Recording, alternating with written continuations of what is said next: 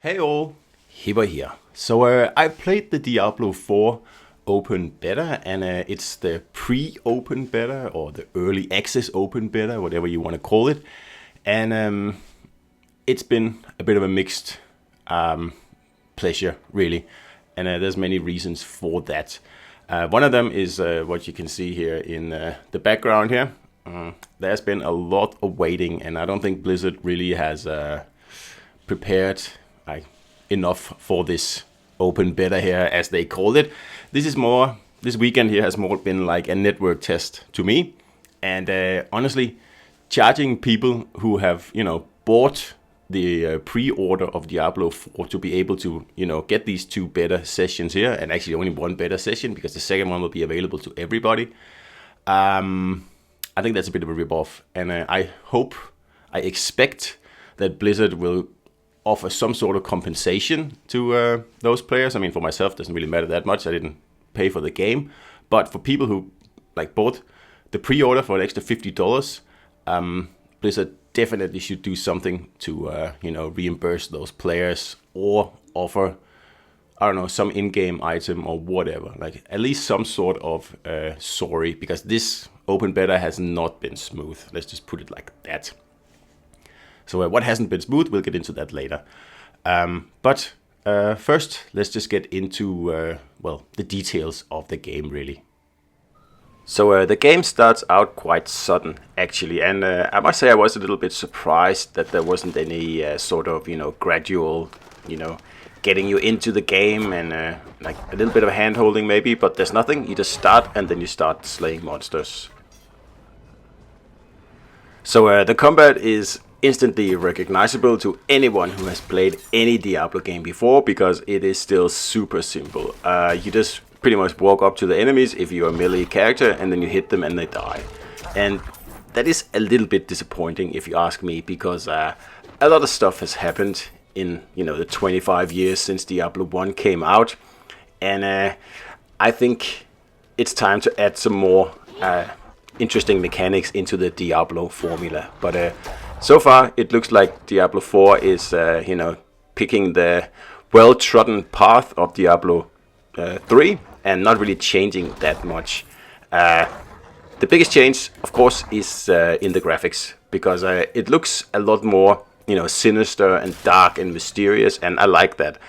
Diablo 3 was always a little bit too cartoony for me, really. Alright, and while we're at the disappointing parts, then I'll say that the interaction with NPCs in Diablo 4 is still pretty limited. Compared to something like Divinity Original Sin or Divinity Original Sin 2, the NPCs in Diablo 4, they are just mannequins. You walk up, you press X button, and that's it. It's not like in Divinity where you can actually, do a lot of things with these characters here. In Diablo, they're just there for one specific purpose, and that's it. Again, that is also a tiny bit disappointing, and I think games have moved far enough that there should be a little bit more to it than this. I'm sorry. Now, I realize I shouldn't be comparing too much to the Divinity series, because they are very different games. I mean, Diablo is a much more action-oriented action RPG, obviously, while Divinity is a much more strategic piece of software. And that may be the case, but I'd still expect, I use the word expect, I still expect a little bit more nuance and systems and, stuff in the fights, because they are a little bit simplistic in my mind. And of course, that's a lot of the, the appeal of Diablo, is that it's a simple game. You just load it up, you start walking around, and then you whack enemies. You don't have to put a lot of thought into it like you have to do in Divinity, but I think that still a little bit of thought would be welcome, because it really is a mindless hack and slash, really. So, kitting out your character is also very familiar. I mean, you gain levels and you use your skill points to build the character that you want. And the skill tree is quite extensive. Actually, I'm only showing a little portion of it here, but it's actually quite huge. And there's certainly a lot of ways to build your character. But again, I don't think it's as fluid or as personalized as the one in Divinity. It seems a little bit old-fashioned, really, if you ask me. Now, there are 3 characters here in the beta, and the original game, or the real game, will have 5 characters with their own skill trees. And as you can see, the skill trees are extensive, and there's a lot of opportunities to make personalized builds. But again, I just wish there was a little bit more to it than this. And the character builder is also really good. Nothing really new under the sun here, but I can't really fault it, except for the fact that I still think the graphics look a little bit dated. I just can't get over that.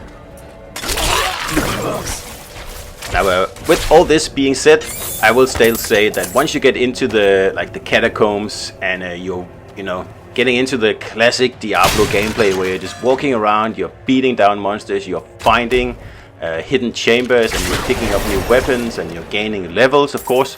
That's where the game gets into its stride, and I understand why the Diablo series is so popular. Well, of course I do. I played all of them, but Diablo 4 is not so much. Well, at least here in the beta, I don't know if the original or the real game is going to be very different. I kind of doubt it. But Diablo 4 is just continuing that tradition, really. And another thing that I also just want to mention here in the video while I'm thinking about it is that the interface, and I'm talking about the UI, it does look a little bit cheap, if you ask me. And I don't know if they'll change this before release, but also the fonts they've chosen, it just looks like Arial, and I don't think it fits the game.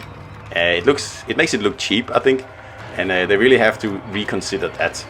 And also the alignment of letters and stuff like that, it's a little bit out of place, and I'm sure that's a better thing, but if it's not, then I will call it out when the game is released, because I don't think it looks as smooth and delicious as it should look.